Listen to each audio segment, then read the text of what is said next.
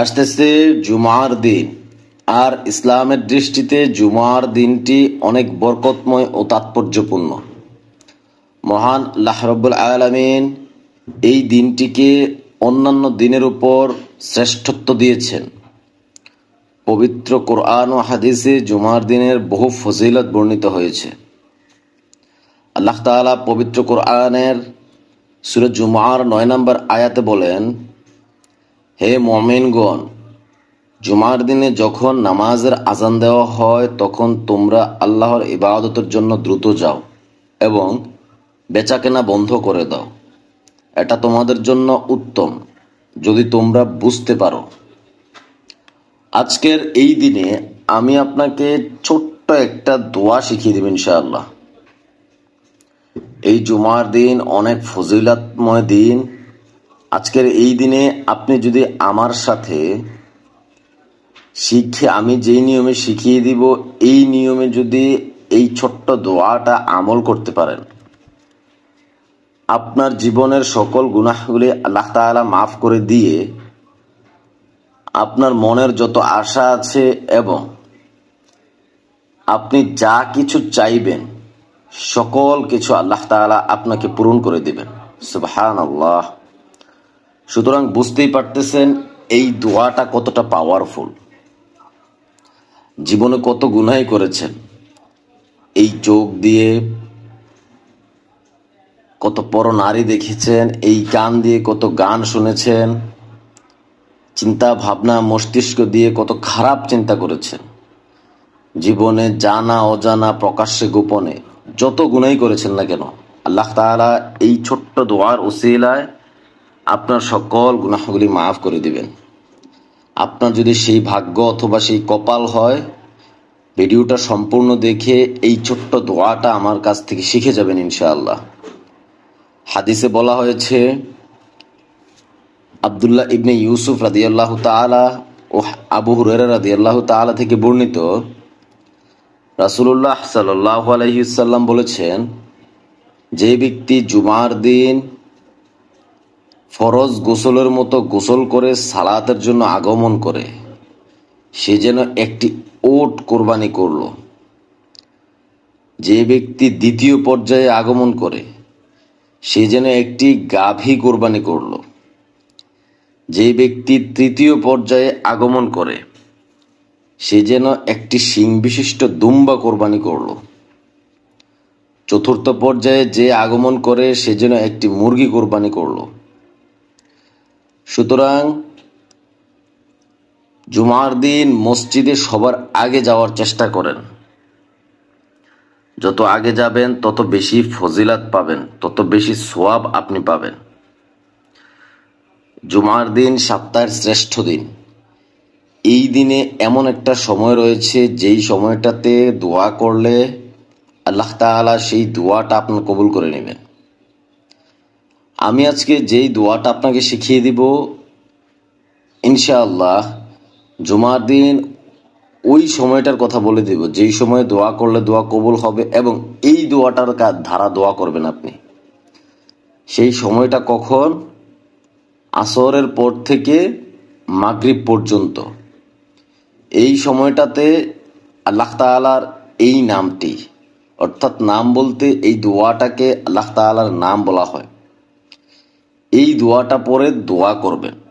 প্রথমে আল্লাহ তাআলার গুণগান গাইবেন দোয়ার শুরুতে, তারপরে দুরূদ শরীফ পাঠ করবেন, তারপরে এই দোয়াটা পড়বেন। তারপরে আপনার মনের যত ইচ্ছা আছে, আশা আছে, সকল আশা আল্লাহ তাআলার কাছে বলবেন। তারপরে আবার দুরূদ শরীফ পাঠ করবেন, আল্লাহ তাআলার গুণগান গাইবেন, তারপরে দোয়া শেষ করবেন। এই হচ্ছে দোয়া করার নিয়ম। কোন দোয়াটা পাঠ করবেন পড়েন আমার সাথে সাথে। আল্লাহুম্মা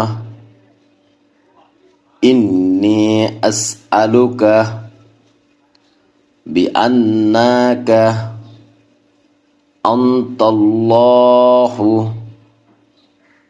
আহাদুস সামাদুল্লাযী লাম ইয়ালিদ ওয়া লাম ইউলাদ ওয়ালাম ইয়াকুল লাহু কুফুয়ান আহাদ। এই দোয়াটা পাঠ করবেন। এই দোয়াটার অর্থটা কি একটু আমরা শুনি। হে আল্লাহ, আমি তোমার কাছে এই কারণে মোনাজাত করি যে তুমি ছাড়া আমার আর কোনো আল্লাহ নেই। তুমি এক, তুমি কারো মুখাপেক্ষী নও, তুমি কারো সন্তানও নও, আর কেউ তোমারও সন্তান নয়। অতএব তোমার সঙ্গে কাউকে তুলনা করা যাবে না। দেখেন কি সুন্দর অর্থ। দেখেন, জুমার দিন সপ্তাহের শ্রেষ্ঠ দিন, সাপ্তাহিক ঈদের দিন বলে ঘোষণা করা হয়েছে। বলা হয়েছে জুমা তোমাদের পারস্পরিক দেখা সাক্ষাৎ ও সাপ্তাহিক ঈদের দিন। জুমার আগের রাত্রিটিও বিশেষ গুরুত্বপূর্ণ। হাদিস শরীফে বলা হয়েছে জুমার পরবর্তী রাতে বনি আদমের সমস্ত আমল মহান আল্লাহ তাআলার দরবারে পেশ করা হয়। বুখারী শরীফের হাদিস। অর্থাৎ এই জুমার দিনটা, আমি আবারও বলতেছি, খুবই গুরুত্বপূর্ণ একটা দিন, খুবই ফজিলাতপূর্ণ দিন। বৃহস্পতিবার থেকে শুরু করে জুমার সারাটা দিন আমলের উপরে কাটিয়ে দিন। কি কি আমল করবেন? কোরআন তেলাওয়াত করবেন। 2 নম্বরে বেশি বেশি ইস্তেগফার পাঠ করবেন, বেশি বেশি দুরূদ শরীফ পাঠ করবেন। রাসূল সাল্লাল্লাহু আলাইহি ওয়াসাল্লাম বলেছেন, তোমরা জুমার দিন আমার উপর বেশি বেশি দুরূদ শরীফ পাঠ করো, কেননা তোমাদের পাঠকৃত দুরূদ আমার সামনে পেশ করা হয়। আবু দাউদ শরীফের হাদিস। রাসূল সাল্লাল্লাহু আলাইহি ওয়াসাল্লাম বলেছেন, যে ব্যক্তি জুমার নামাজে আসে সে যেন গোসল করে আসে, অর্থাৎ গোসল করে যাওয়ার চেষ্টা করবেন পরিষ্কার হয়ে। আরেকটা হাদিসে, নাসাই শরীফের হাদিসে আবু হুরায়রা রাদিয়াল্লাহু তাআলা থেকে বর্ণিত, নবী করিম সাল্লাল্লাহু আলাইহি ওয়াসাল্লাম বলেন, যে ব্যক্তি জুমার দিন ইমামের খুতবা দেওয়ার সময় তার সঙ্গীকে বলল চুপ থাকো, সেই ব্যক্তি অনর্থক কাজ করলো। অর্থাৎ খুতবার সময় টোটালি চুপ থাকতে হবে, কাউকে কিছু বলা যাবে না। নাসাই শরীফের হাদিস। আল্লাহ তাআলা এই দুয়ার ওসিলায়, এই জুমার দিনের ওসিলায় আমাদের জীবনের সকল গুনাহগুলি মাফ করে দিক। আমিন। আমাদের সকল দোয়া আল্লাহ তাআলা কবুল করে নিক। আমিন। আমাদের যাদের পিতামাতা এই দুনিয়াতে বেঁচে আছে, আল্লাহ তাআলা তাদেরকে নেক হায়াত দান করুক। আমিন। যাদের পিতামাতা এই দুনিয়াতে বেঁচে নেই, তাদের কবরকে জান্নাতের বাগান বানিয়ে দিক। আমিন। দয়া করে অবশ্যই কমেন্ট বক্সে আমিন লিখে যাবেন, কেননা কার দোয়া কখন কবুল হয়ে যায় তা বলা যায় না।